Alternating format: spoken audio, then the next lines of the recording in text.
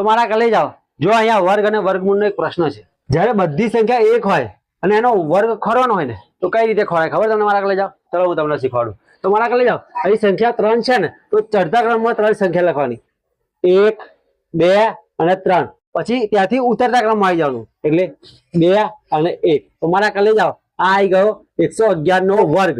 એટલે મારા કલે જાઓ, 111 નો વર્ગ કરો ને એટલે જવાબ કેટલો આવે? 12321.